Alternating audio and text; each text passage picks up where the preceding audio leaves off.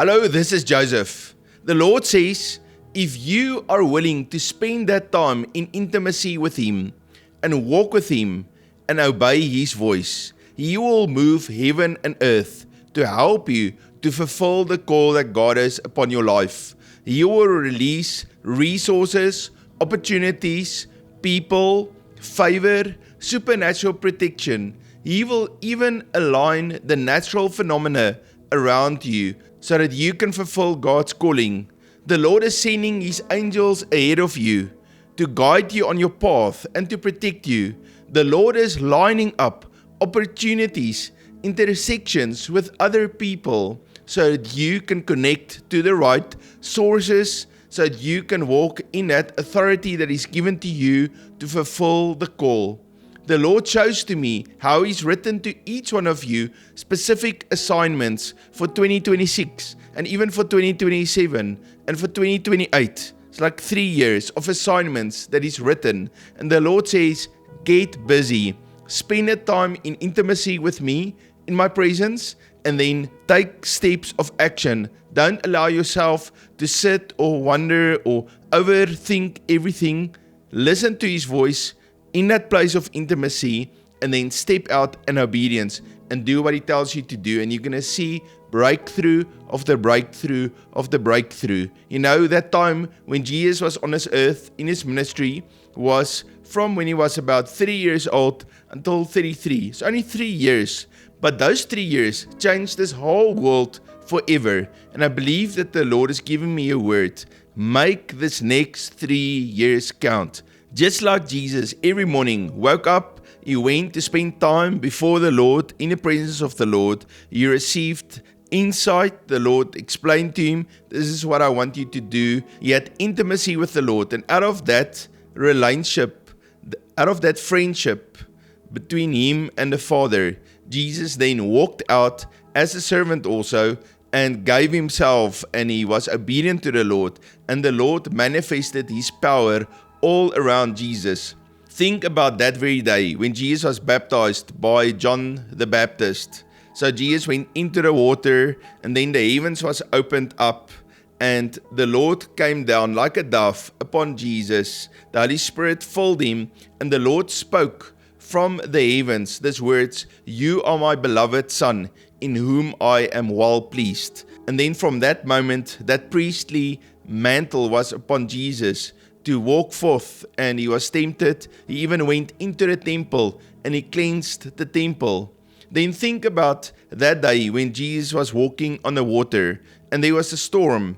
He was with His disciples. The natural environment submitted to the authority that was in the life of Jesus. He could even speak to a storm and the storm would become calm. You see, everything that God created will come into submission to anything that's coming under the shadow of God. You know, to come under the shadow of God means you go in, you have intimacy with Him, you spend that time, and you come under the shadow of His wing. You come into that secret place, and underneath that shadow of the Lord, He covers you, protects you, and He releases authority to you so that you can declare a word and it will be fulfilled. The Bible talks about Peter, as he was walking down the street, his shadow healed all of those sick people.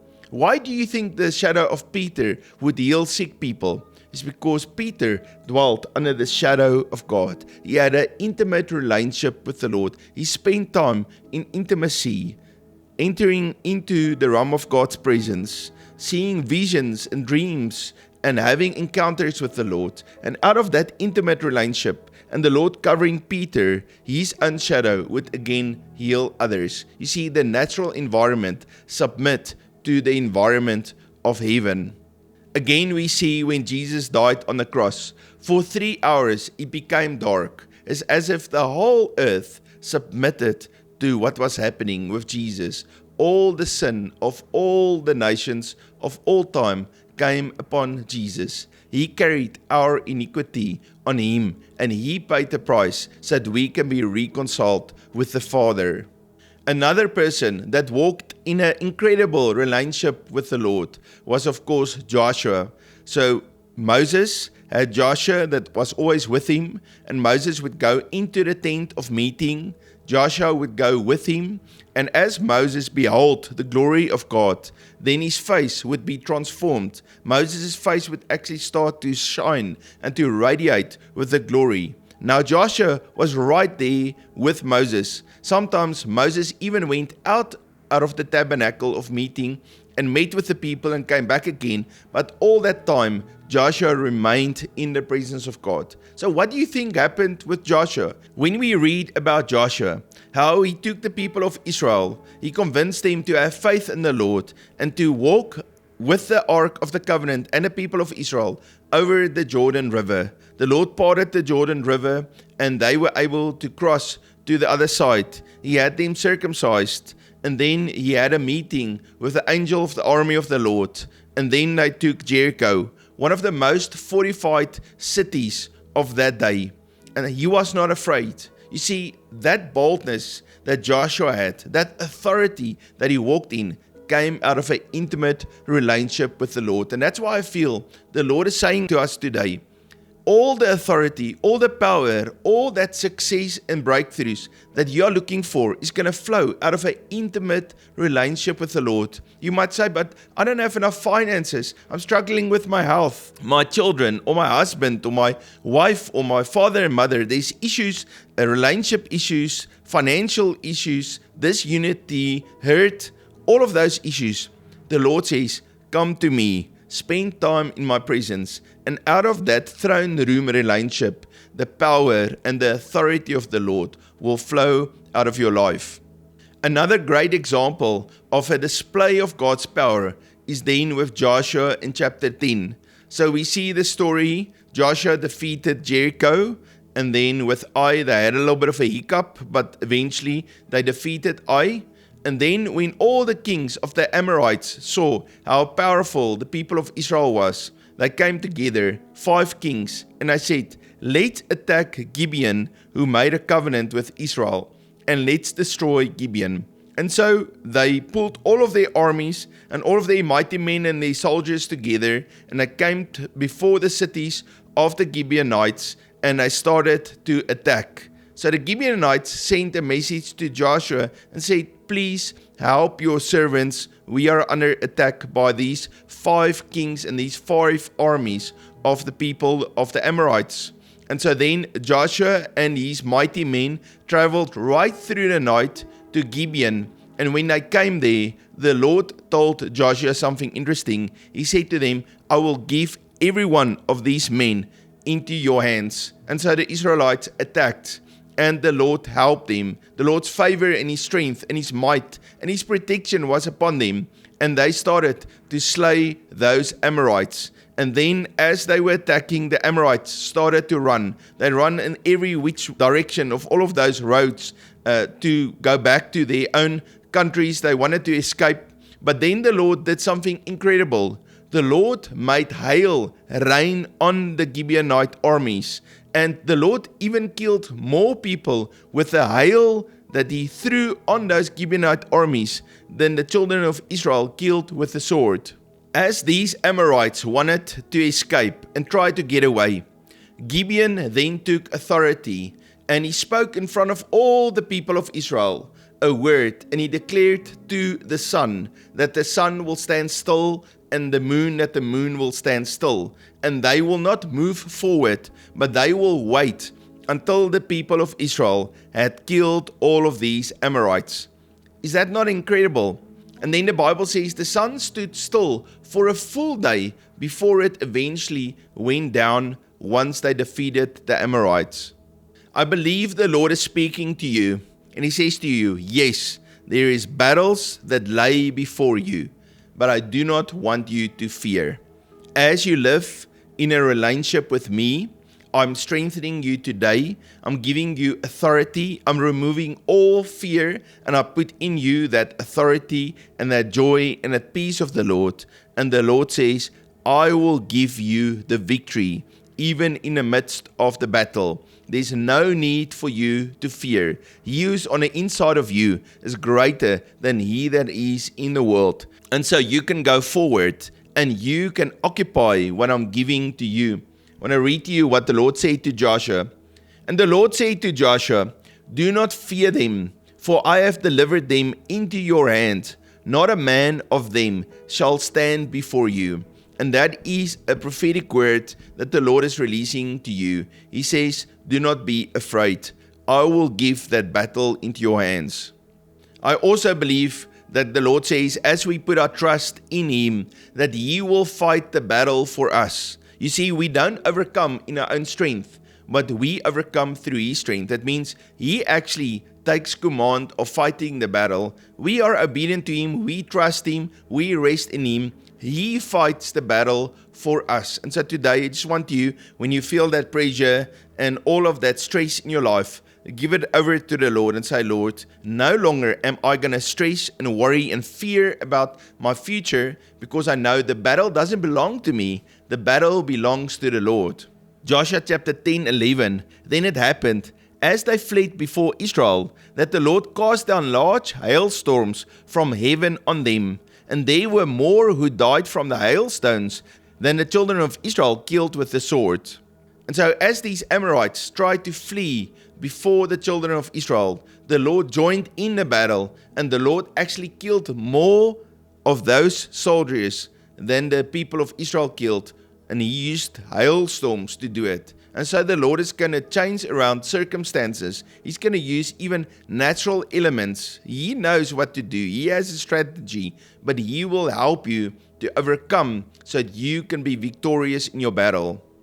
As a son of the Lord, someone that spent time in the presence of God, Joshua had authority. He understood the might and the power of God. And so he took authority and he declared the word of God. He spoke what the Lord was saying. And as he declared, the Lord heeded to his words, and it came to pass. And I want to encourage you, get those promises of the Lord in front of you.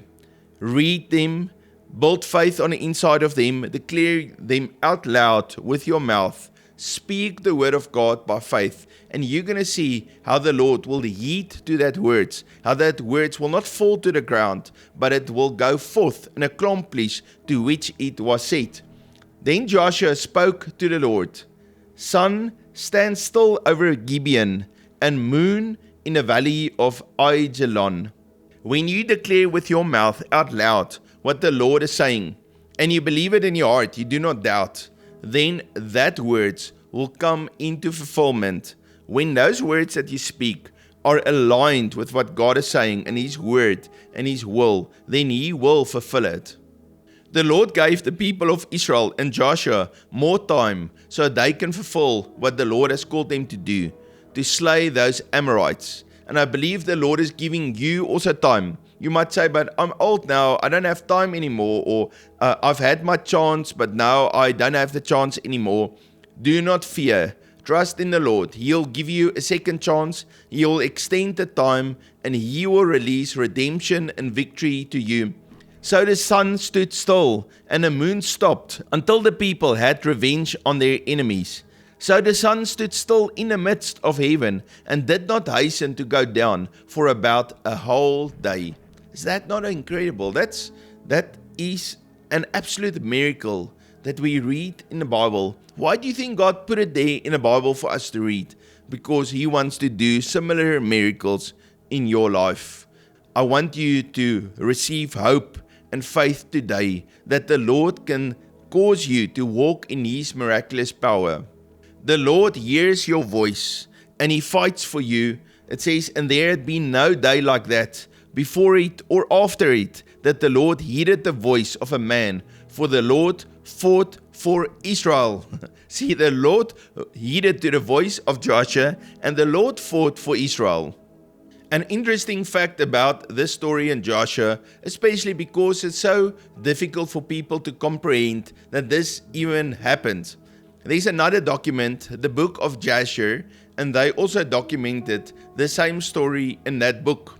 And so even in the book of Joshua, it references the book of Jasher, that this story is also written in there. So I did some searching just to get that verse, and that's actually Jasher chapter 88, and it's from verse 63, and I want to read it to you. And when they were smiting, the day was declining toward evening, and Joshua said in the sight of all the people, Sun, stood thou still upon Gibeon, and thou moon in the valley of Ajalon, until the nation shall have revenged itself upon its enemies. And Lord hearkened to the voice of Joshua, and the sun stood still in the midst of the heavens, and it stood still 6 and 3 moments, and the moon also stood still, and hastened not to go down a whole day.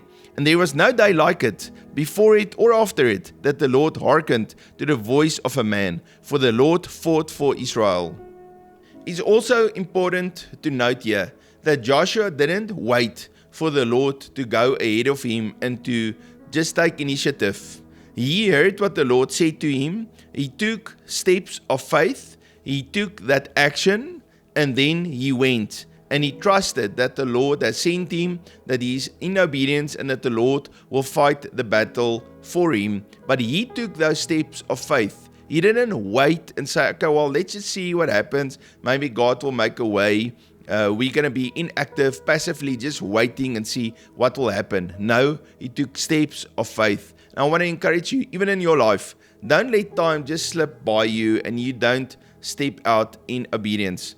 Go into God's presence, spend time with Him, hear His voice, listen to His instructions to you, and then don't allow yourself a long time of waiting before you step out in obedience. Let me pray for you. Father, I pray for each one listening today.